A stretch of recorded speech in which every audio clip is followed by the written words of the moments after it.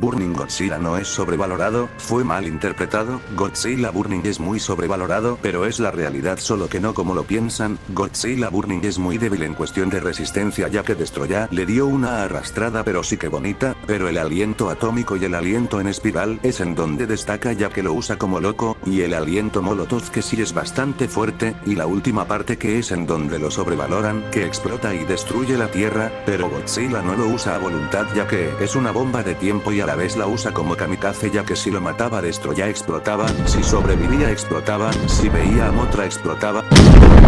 Godzilla la última es lo mismo, es una bomba de tiempo que destruye el universo pero no a voluntad, así que Godzilla Burning no es sobrevalorado, es mal explicado, aunque ahora que lo pienso Shin Godzilla se queda corto, ya que Shin Godzilla solo sufre como 3 veces en su película y Burning sufre en todas sus escenas, ya que se está quemando por dentro.